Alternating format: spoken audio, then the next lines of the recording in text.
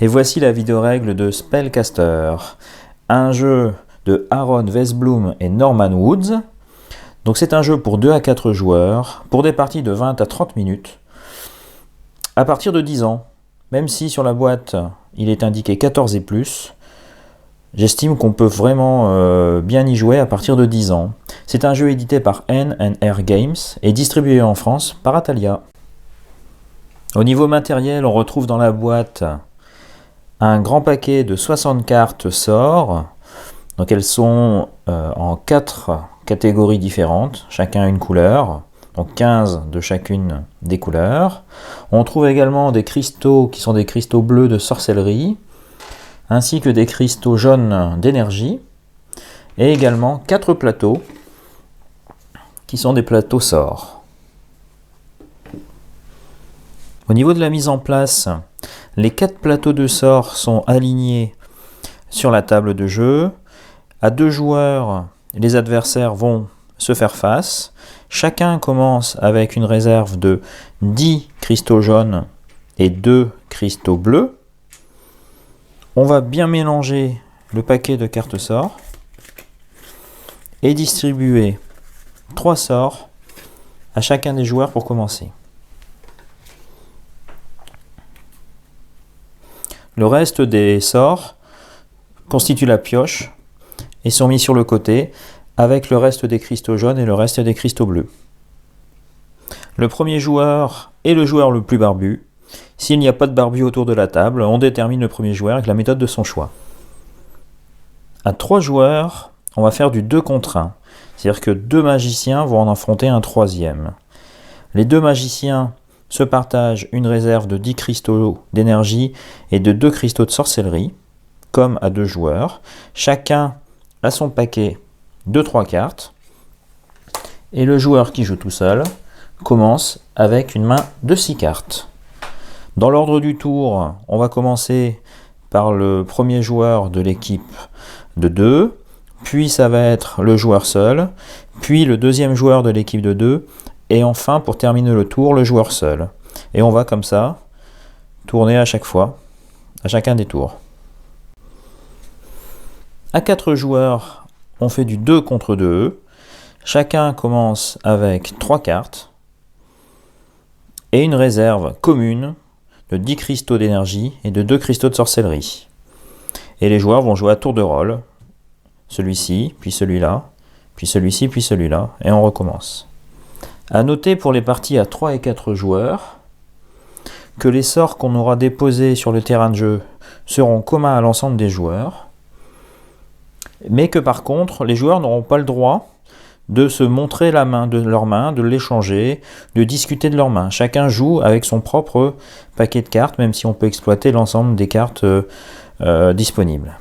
Je vais maintenant vous présenter le jeu à 2 joueurs qui est la configuration principale pour jouer à Spellcaster, et à la fin de la vidéo règle, je vous indiquerai les quelques particularités pour les parties à 3 ou 4 joueurs. Spellcaster est un jeu où des magiciens vont s'affronter en se lançant des sorts et en essayant de vaincre leur adversaire. Donc 2 façons de gagner. Soit on a réduit la réserve d'énergie de notre adversaire à 0, soit on a atteint un nombre de cristaux de sorcellerie de 15, qui signifie qu'on est le magicien le plus puissant, et que dans ce cas-là, plus personne ne peut nous battre.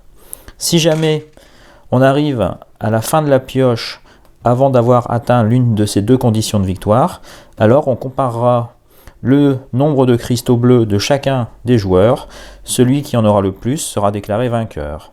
En cas d'égalité, on regardera qui a le plus grand nombre de cristaux d'énergie disponibles, et ce sera lui le vainqueur.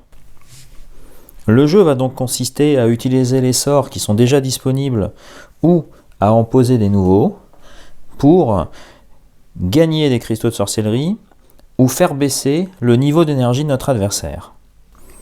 Étudions maintenant les cartes sorts. Donc elles sont de 4 types différents, associés à 4 couleurs. Donc par exemple, les sorts jaunes sont les sorts de soin. Celui-ci, quand on l'active, il nous permet de regagner 5 énergies. Donc on va aller chercher dans la réserve et qu'on va mettre dans son jeu. Il nous permet de gagner 5 énergies, mais à condition de défausser une carte qu'on a dans notre main pour chaque énergie qu'on veut gagner. Les sorts rouges, c'est des sorts d'attaque, de combat. Donc avec eux, on va aller enlever de l'énergie à notre adversaire. Donc par exemple, ici le cyclone, drainer jusqu'à 5 énergies, défausser une carte pour chacun. Ce vocabulaire drainer est très important. Il signifie qu'on va aller prendre de l'énergie dans la réserve de notre adversaire et la remettre dans la réserve générale. En aucun cas, on la prend pour nous. C'est d'autant plus important que le terme n'est pas expliqué dans les règles du jeu, alors qu'il apparaît sur beaucoup de cartes. Ensuite, on a les sorts de conjuration, les sorts verts. Donc eux, ils vont permettre de modifier un peu les règles du jeu. Par exemple, ici, on a le droit d'utiliser une carte qui est contrôlée par notre rival et qui donc normalement ne nous est pas accessible. Enfin, les sorts bleus, qui sont les sorts de sorcellerie, vont eux nous permettre de gagner les précieux cristaux bleus qui nous permettent d'atteindre les 15 points de victoire. Donc là, cette carte-là, l'œil de saphir, permet de gagner un cristal bleu, ou 3 cristaux si on en a moins de 5 actuellement dans notre main. À noter la présence sur certaines cartes d'un petit symbole rouge avec une petite roue crantée. Il s'agit dans ce cas-là de sorts d'enchantement. Les premiers sans la roue sont des sorts d'incantation et ceux-ci sont des sorts d'enchantement. Les sorts d'enchantement ont la particularité de se déclencher automatiquement, sans aucune action de notre part, au début de chacun des tours. Donc si jamais j'ai un sort actif sur mon plateau qui est le sort de séduction, gagnez 2 cristaux et votre rival en gagne 1. C'est-à-dire qu'à chaque début de tour, à chaque début de mon tour, je vais gagner 2 cristaux et mon adversaire 1 cristal. Et ensuite, je vais faire mes actions normalement. A noter enfin que certaines cartes possèdent une petite étoile en haut à droite. Donc cette petite étoile signifie que si on joue à 3 ou 4 joueurs, le texte de la carte est modifié pour tenir compte de la configuration à 3 ou 4 joueurs. Donc si jamais on tombe sur ces cartes et qu'on joue ces cartes sort, il faut aller regarder dans la règle du jeu qui précise les particularités et les adaptations du sort. Je vous présenterai les quelques cartes qui correspondent à ce petit symbole à la fin de la vidéo règle. Quand on va jouer un sort, on va le poser sur le plateau de la couleur correspondante et le mettre dans son sens. C'est-à-dire qu'ici, je viens par exemple recouvrir un sort qui était déjà un sort à moi, donc je sais facilement repérer mes sorts parce qu'ils sont dans mon sens et il n'y a que moi qui peux les activer. Et ici, il y a un sort qui est dans le sens de l'adversaire, je n'aurai jamais le droit de l'activer. Sauf à trouver une carte spéciale, une carte verte qui permet de modifier les règles du jeu. Donc ici, si je veux placer un nouveau sort rouge, je vais venir recouvrir le précédent. Il est dans mon sens et je pourrais choisir à mon tour de jeu de l'activer. Voyons maintenant comment se déroule un tour de jeu. Donc on commence d'abord par regarder est-ce qu'il y a des enchantements à activer. Donc on voit par exemple ici que j'ai une carte jaune avec le petit symbole enchantement qui dit gagnez 2 énergies si vous avez moins d'énergie que votre rival. Donc là j'en ai 10, mon rival en a 10, donc je ne les gagne pas. Mais sinon j'aurais pris 2 énergies dans la réserve et je les aurais rajoutées à mon compteur. Donc la première action, une fois qu'on a regardé s'il n'y avait pas des actions automatiques, c'est de piocher une carte. On commence toujours par piocher une carte. Et ensuite, j'ai le droit à 2 actions. Parmi 1, repiocher une nouvelle carte. Si j'ai envie d'enrichir ma main, je peux très bien reprendre une nouvelle carte. Ça compte pour une action. Je peux également, avec mes 2 actions, poser un nouveau sort. Donc remplacer un de mes sorts existants. Ou alors aller embêter un adversaire pour, par exemple ici, il a un sort bleu disponible. Moi, je viens écraser son sort et j'en mets un qui est disponible pour moi. Donc ça, c'est une action que je peux faire. Et une autre action que je peux faire, c'est activer l'un de mes sorts. Donc poser un sort et l'activer, ça compte bien pour 2 actions. Donc ici, si je veux activer ce sort-là, Gagnez 3 cristaux si votre rival a drainé de l'énergie lors de son dernier tour. Donc si jamais mon adversaire a pris de l'énergie via un sort pour le remettre dans la réserve, dans ce cas-là, je gagne 3 cristaux. Et mes 2 actions sont terminées, c'est au tour du joueur suivant, qui commence également par regarder s'il n'y a pas des actions automatiques, des enchantements qui se déclenchent, et ensuite il pioche une carte et joue ces 2 actions. A noter qu'à mon tour de jeu, je peux très bien ne pas jouer, donc je vais piocher à mon début de tour, je peux très bien ne pas jouer de carte, mais choisir d'activer 2 sorts à moi. Je peux également poser 2 sorts différents, sans en activer aucun. A noter qu'il n'est pas possible de déclencher un même sort 2 fois pendant son tour de jeu. Si jamais j'active le sort Langue de Serpent qui est ici, avec ma première action, je ne peux pas choisir de le réactiver avec ma deuxième action. Attention, exception, les sorts qui s'activent automatiquement comme celui-ci ne comptent pas dans cette limite. Donc j'ai le droit quand même s'il s'est activé lui-même au début du tour, de l'activer avec l'une de mes actions disponibles. Voilà, la partie va continuer comme ça, chacun son tour, jusqu'à ce que soit l'un des adversaires n'ait plus de cristaux d'énergie, soit que l'un des deux soit arrivé à 15 cristaux bleus, les saphirs de sorcellerie. Une autre condition de fin de partie, c'est qu'on arrive à la fin de la pioche.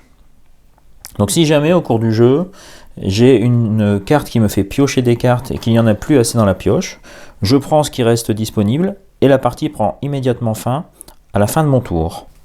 Je vous indiquais tout à l'heure que les sorts verts étaient particulièrement puissants, les sorts de conjuration. En voici quelques exemples. Donc par exemple celui-ci, Métamorphose, me permet de déclencher tous les sorts qui sont, que je contrôle, c'est-à-dire qui sont de mon côté, en une seule action. Le sort Miroir me permet de récupérer un sort contrôlé par mon adversaire. Si la carte est chez lui, en activant ce sort, je vais retourner la carte et maintenant le sort m'appartient, je vais pouvoir l'utiliser. Se renforcer permet d'utiliser une carte que je contrôle 2 fois en une action.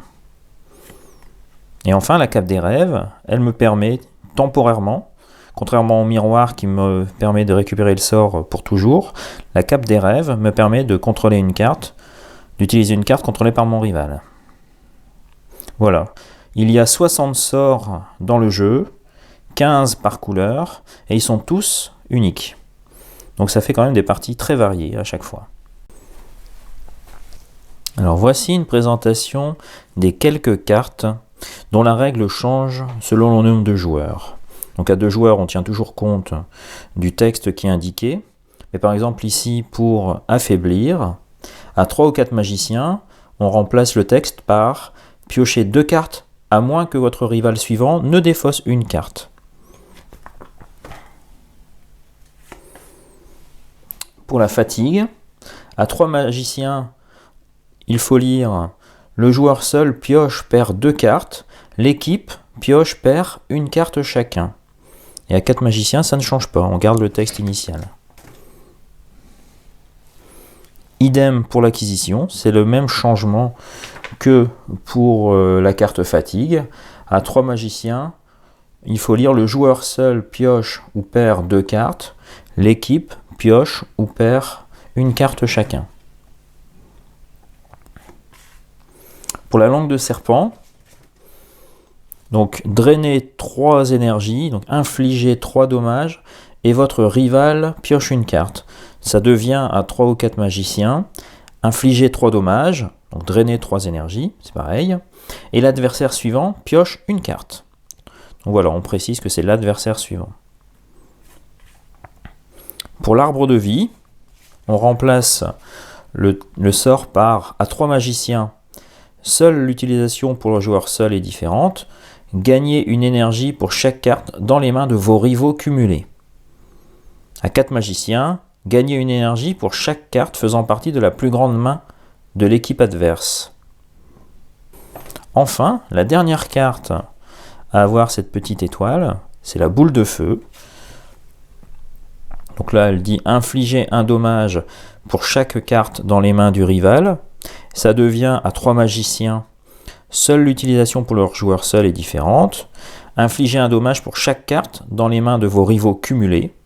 Donc c'est pareil que pour l'arbre de vie tout à l'heure. Et à 4 magiciens, infliger un dommage pour chaque carte faisant partie de la plus grande main de l'équipe adverse, encore une fois.